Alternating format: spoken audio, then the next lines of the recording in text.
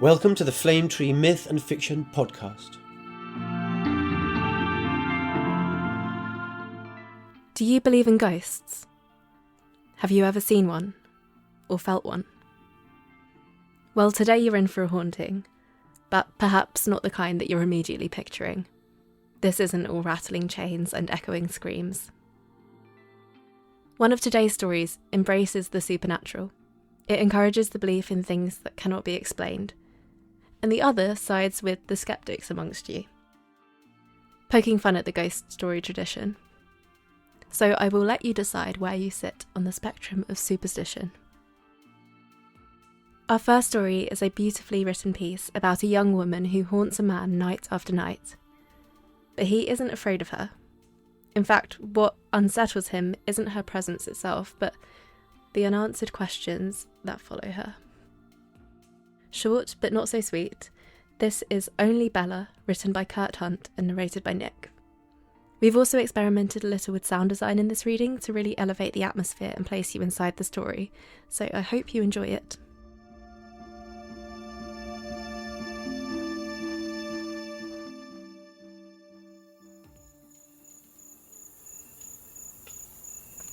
Bella was born in a hollow wych elm, alone, and came forth from a fracture in the bark during the first thunderstorm of the first spring after the war. I know this because she told me. Her soft, bare feet made cat-paw sounds on the wide planked floor of my bedroom. Her hair grown around her like a shroud, her fingernails curved downwards into claws, thick and sharp, tick-tick-ticking across the seams of the floorboards. Each time I was born in a hollow wych elm, alone, and came forth from a fracture in the bark during the first thunderstorm of the first spring after the war.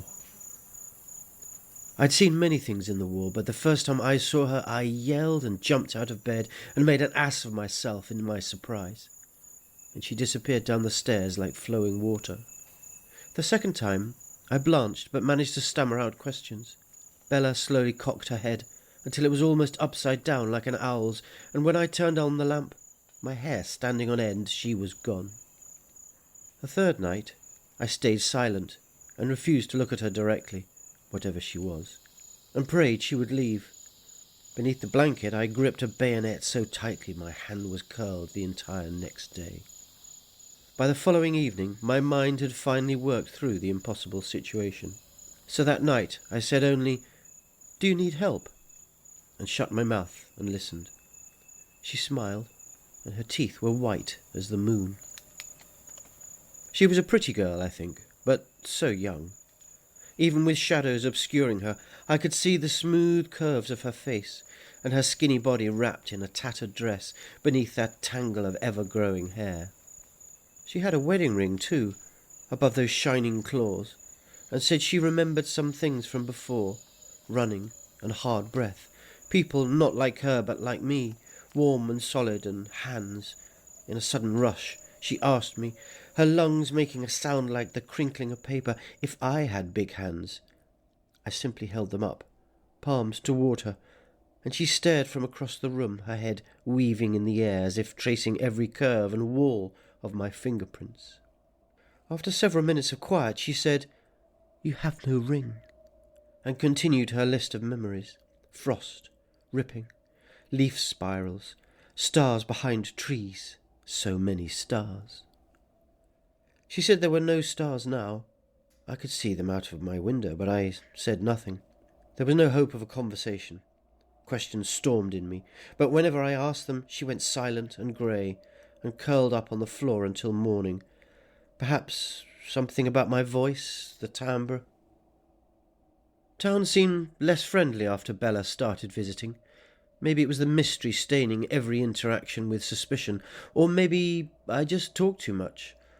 All the questions I had for Bella got redirected to storekeepers, neighbours and children. They stared and shrugged, and looked uncomfortable when I described her, detailing the wave of her hair, the glaze of her eyes, and how she smelled like the rot of wood, and sometimes spit small pieces of taffeta onto my floor. They looked away when I asked, "Do you know who put her there?" People started whispering and asking questions about my questions, so I stopped. And anyway, it was no use. Nobody remembered Bella. But Bella kept coming. I told her no one knew anything. No one would talk. No one would help. She nodded, and still she came, so I had no choice. I searched by myself. Trees groaned while I stumbled through the woods, looking for the elm and for Bella, always at night in case she saw fit to guide me, but she didn't. If I tried instead to follow her, she slipped away like an eel with a flick of darkness around a corner. Each night I wandered without direction, but never found the tree, never found her. But still I heard her talons each sundown, scraping on the stairs, getting sharper with each tick, and saw her in the corner. Entire nights passed without a word between us, but we looked at each other, night after night. I grew angrier. Who was it? Who condemned her to haunt? Someone knew. Someone must know. Minds don't work properly without sleep. Memories neither. I see the frost now as she did, and the spiral of late autumn leaves, and big hands too, and behind them a face, but whose? I have to help her, and I cannot find her. But she understands me, and one night holds out a piece of charcoal, and allows me to approach to take it, and I understand her. And so I will plant a question deep within the townspeople, and it will spread like a contagion. It will infect their children and their children's children. Who put Bella down the wych elm? They'll ask it on the monuments, on fences, on buildings. Who put Bella down the wych elm? Who put Bella down the wych elm? Who put Bella down the wych elm? They will think of her and remember her, and others like her at the mercy of the merciless, even without ever laying eyes on her. And someone, someday, will see the question, and it will draw out of them like snake poison the chill of a dark night in the wood near Hagley, and the brush of their fingers against her corset. And others, even years later, will chill over and remember other terrible things done in quiet places, and their remembrances will be a beacon. Clouds race tonight, free from the burden of rain. Charcoal shakes in my hand as I scrawl the words on a wall and spread the disease of curiosity. I will never see the beacons that go up, but Bella will, and she will follow them. I will never find the men that see the message and startle in recognition, but Bella will, and the men will have no warning except the tick, tick, tick of her claws on the stairs.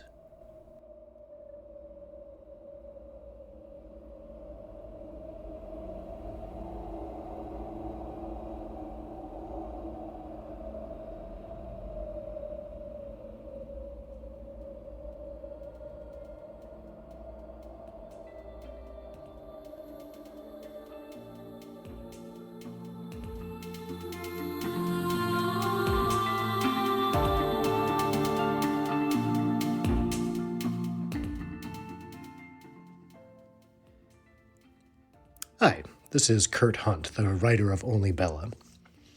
So this is based on a true story. It begins toward the end of World War II in the UK, specifically in Hagley, in the West Midlands near Birmingham. A body was found in the hollow trunk of a wych elm tree, along with the tattered remains of clothes and a gold wedding ring. Police determined it was a young woman and investigated, but they couldn't even identify the woman, much less find her killer. 1944, a year after the woman was found, and 3 years after police estimated she died, graffiti appeared about 5 miles away. Who put Lubella down the wych elm? Then in Birmingham, who put Bella down the wych elm, Hagley Wood? And, haha, pranksters or kids, except for one thing. Because the woman was never identified, the police didn't know her name. But whoever wrote the graffiti sure seemed to. Like many people, I imagine this graffiti artist as someone who loved Bella and wanted her killer found, but wasn't safe enough to say anything. And, who else would bring it up after 3 years, right? Maybe they're just trying to bring attention to the murder, or they're trying to give police a clue, or maybe they're even trying to guilt the killer. But regardless, it feels like the intent of the graffiti is to help find that killer, one way or another. And the graffiti has showed up in various local places over the decades, over and over and over. So I began to think about it, as I wrote it, as an act of mimetic vengeance, where the repetition of words on its own would bring down the killer. So it's a story inspired by feelings of helplessness and frustration that we have in the face of injustice. And in the context of the story, it's actually the more important part of that experience, which is learning what to do with that feeling of helplessness and frustration. I wrote this in 2015, and in retrospect, some of the seeds were planted the previous summer, while I was watching the protests in Ferguson, Missouri after Michael Brown was killed by police. That was when the Black Lives Matter movement was gaining traction, in part because of the rise of mobile video. Just a few months before that, I'd seen a video of a cop shooting Walter Scott in the back 5 times while Walter was running away. It's all in frame, in a cell phone video recorded by a neighbor, clear as day. And what shocked me about it is that it was so blatant. So obviously unjustified. So what I was watching in Ferguson wasn't about Michael Brown exactly. It was about long-standing systemic abuse of police power against Black people and other folk being marginalized in America. So 2014, 2015, I'm grappling with the scale of that injustice. I'm pissed off when I read about the witch elm and Bella and the key turned on a story. I mentioned earlier the idea of mimetic vengeance. I really liked the idea of the writer of the graffiti specifically setting out to achieve justice. But as with Ferguson, violence against a young woman isn't exactly an unbelievable one-off event. It's endemic. Catching one killer, solving one case, doesn't feel a lot like justice. The climax of the story had to grow. It had to grow from addressing just Bella. And that's why we see it spread to other terrible things done in quiet places, quote unquote. In the end, we don't get just justice. We get a reckoning. Only Bella is part of me processing that kind of broad anger and helplessness. And as for what I learned to do with that feeling, I gave myself that advice toward the beginning of the story. I said only, "Do you need help?" and shut my mouth and listened.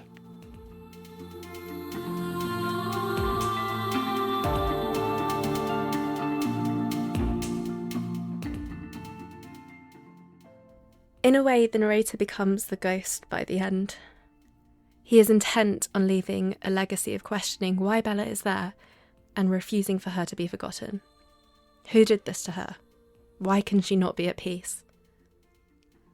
I love this story because it flips our expectations of ghosts. Bella isn't a monster. She's the one we want to protect and understand. And despite the strange looks he gets from the villagers and the isolation it brings him, the narrator continues to care for her. So, would you tell people if a ghost was following you? Or would you keep it quiet? Now, this next story is a little less tender, which probably won't surprise you when I tell you that the author is Mark Twain. If you've ever read Twain, you'll know his writing often blends humour with social commentary. He loved dismantling traditions, and ghost stories were no exception. In this piece, he takes everything we expect from a classic haunting and twists it into something absurd. Read by B, this is A Ghost Story by Mark Twain. At least he gets to the point.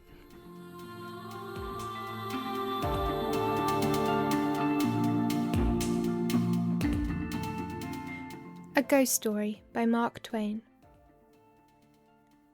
I took a large room far up Broadway in a huge old building whose upper stories had been wholly unoccupied for years until I came. The place had long been given up to dust and cobwebs, to solitude and silence. I seemed groping among the tombs and invading the privacy of the dead that first night I climbed up to my quarters. For the first time in my life, a superstitious dread came over me. And as I turned a dark angle of the stairway and an invisible cobweb swung its lazy woof in my face and clung there, I shuddered as one who had encountered a phantom. I was glad enough when I reached my room and locked out the mould and the darkness. A cheery fire was burning in the grate, and I sat before it with a comforting sense of relief. For 2 hours I sat there, thinking of bygone times, recalling old scenes and summoning half-forgotten faces out of the mists of the past, listening, in fancy, to voices that long ago grew silent for all time, and to once familiar songs that nobody sings now.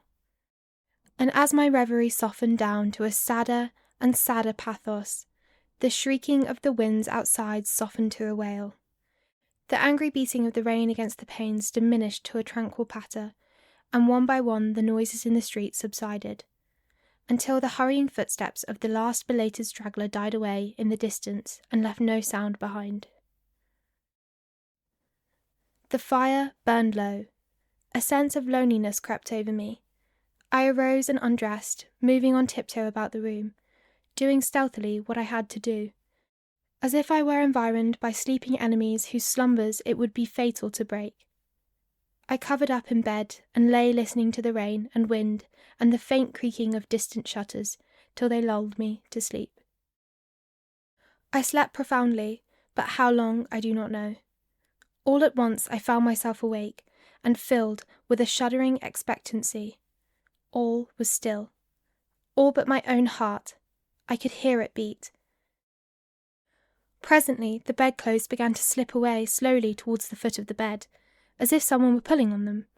I could not stir. I could not speak. Still the blanket slipped deliberately away till my breast was uncovered, and then with a great effort I seized them and drew them over my head. I waited, listened, waited. Once more that steady pull began again, and once more I lay torpid, a century of dragging seconds till my breast was naked again. At last I roused my energies and snatched the covers back to their place and held them with a strong grip. I waited. By and by I felt a faint tug and took a fresh grip. The tug strengthened to a steady strain. It grew stronger and stronger. My hold parted, and for the third time the blanket slid away. I groaned. An answering groan came from the foot of the bed. Beaded drops of sweat stood upon my forehead. I was more dead than alive. Presently I heard a heavy footstep in my room, the step of an elephant, it seemed to me. It was not like anything human, but it was moving from me. There was a relief in that. I heard it approach the door, pass out without moving a bolt or lock, and wander away, among the dismissal corridors, straining the floors and joists till they creaked again as it passed, and then silence reigned once more. When my excitement had calmed, I said to myself, "This is a dream, simply a hideous dream." And so I lay, thinking it over, until I convinced myself that it was a dream. And then a comforting laugh relaxed my lips, and I was happy again. I got up and struck a light, and when I found that the locks and bolts were just as I had left them, another soothing laugh welled in my heart and rippled from my lips. I took my pipe and lit it, and was just sitting down before the fire, when down went the pipe out of my nerveless fingers. The blood forsook my cheeks, and my placid breathing was cut short with a gasp. In the ashes on the hearth, side by side with my own bare footprint, was another, so vast that in comparison mine was but an infant's. Then I had had a visitor, and the elephant's tread was explained. I put out the light and returned to bed, palsied with fear. I lay for a long time, peering into the darkness and listening. Then I heard a grating noise overhead, like the dragging of a heavy body across the floor, then the throwing down of a body and the shaking of my windows in response to the concussion. In distant parts of the building I heard the muffled slamming of doors. I heard, at intervals, stealthy footsteps creeping in and out of the corridors and up and down the stairs. Sometimes these noises approached my door, hesitated and went away again. I heard the clanking of chains faintly, in remote passages, and listened while the clanking grew nearer, while it wearily climbed the stairs, marking each move by the loose surplus of chain that fell with an accented rattle upon each succeeding step, as the goblin that bore it advanced. I heard muttered sentences, half-uttered screams that seemed smothered violently, and the swish of invisible garments, the rush of invisible wings. Then I became conscious that my chamber was invaded, that I was not alone. I heard sighs and breathings about my bed and mysterious whisperings. 3 little spheres of soft, phosphorescent light appeared on the ceiling directly over my head, clung and glowed there a moment, and then dropped, 2 of them upon my face and 1 upon the pillow. They spattered liquidly and felt warm. Intuition told me that they had turned to gouts of blood as they fell. I needed no light to satisfy myself of that. Then I saw pallid faces, dimly luminous, and white uplifted hands, floating bodiless in the air, floating a moment and then disappearing. The whispering ceased, and the voices and the sounds and a solemn stillness followed. I waited and listened. I felt that I must have a light or die. I was weak with fear. I slowly raised myself toward a sitting posture, and my face came in contact with a clammy hand. All strength went from me apparently. I fell back like a stricken invalid. Then I heard the rustle of a garment. It seemed to pass to the door and go out. When everything was still once more, I crept out of bed, sick and feeble, and lit the gas with a hand that trembled as if it were aged with 100 years. The light brought some little cheer to my spirits. I sat down and fell into a dreamy contemplation of that great footprint in the ashes. By and by its outlines began to waver and grow dim. I glanced up and the broad gas flame was slowly wilting away. In the same moment I heard the elephantine tread again. I noted its approach, nearer and nearer along the musty halls, and dimmer the light waned. The tread reached my very door and paused. The light had dwindled to a sickly blue, and all things about me lay in a spectral twilight. The door did not open, and yet I felt a faint gust of air fan my cheek, and presently was conscious of a huge, cloudy presence before me. I watched it with fascinated eyes. A pale glow stole over the thing. Gradually, its cloudy folds took shape.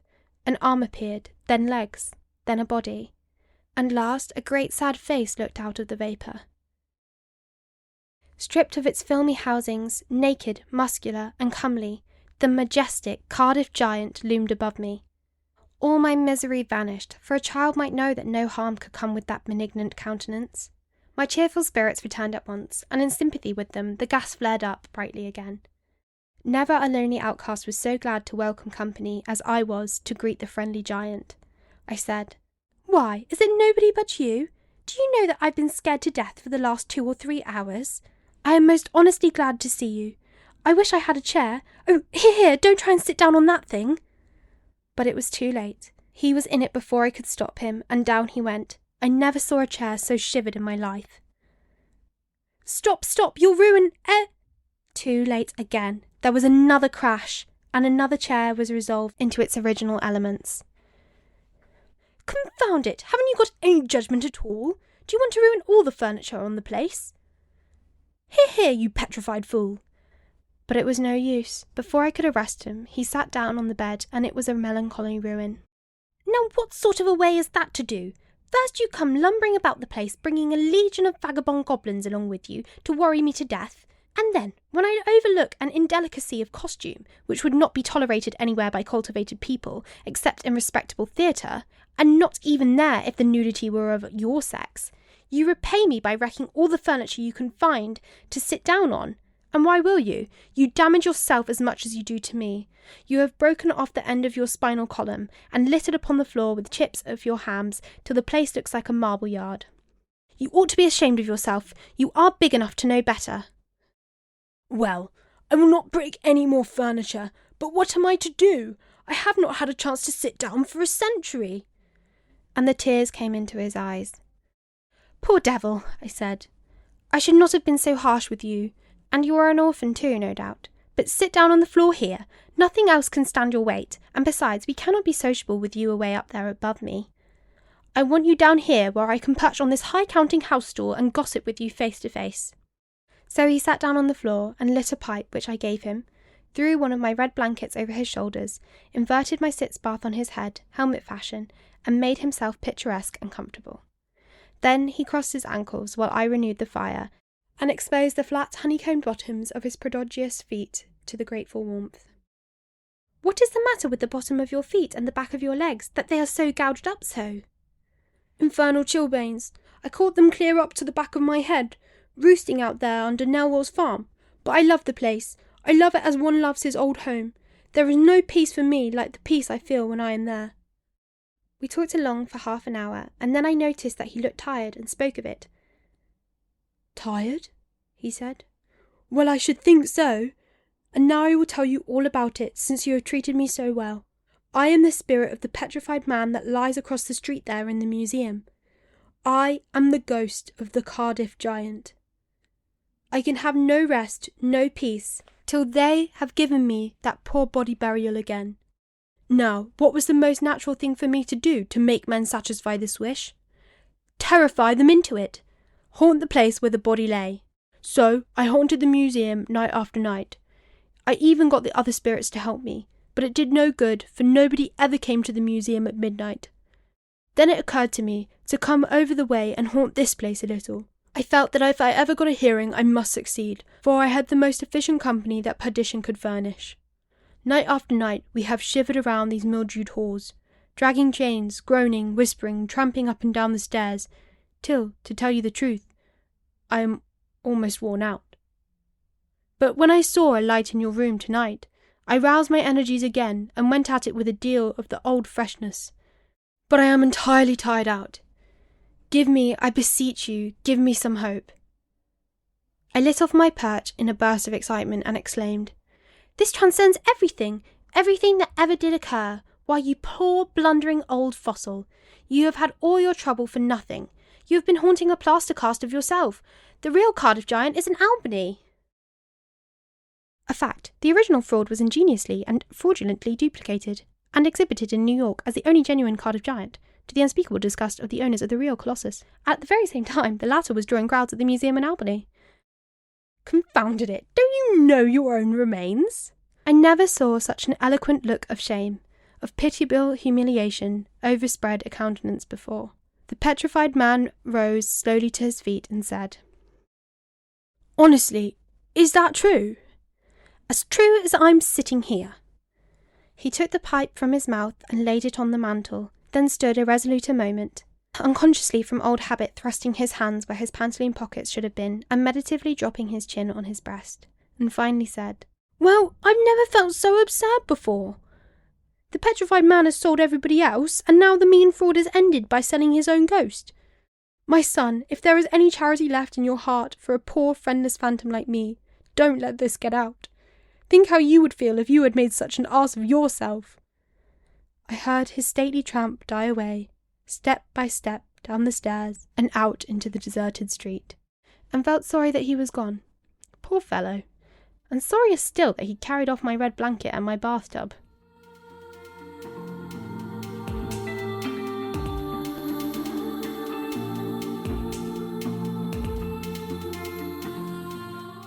So my favourite quotes in this piece include "vagabond goblins," "the honeycombed bottoms of his prodigious feet," and "blundering old fossil."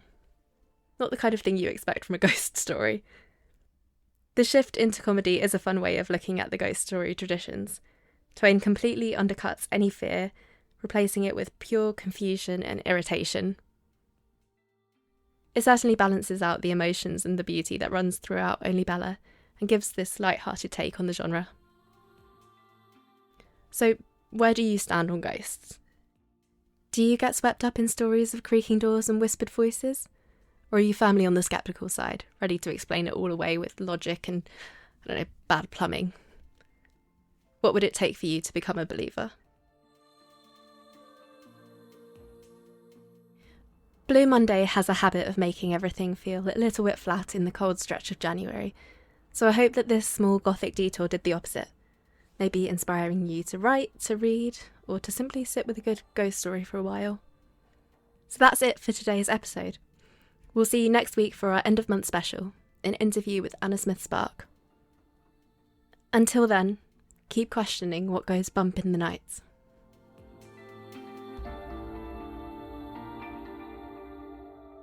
Thanks so much for listening. We really hope you enjoyed this episode of the Flame Tree Myth and Fiction podcast and look forward to the next episode. Do recommend it to your friends. Goodbye for now.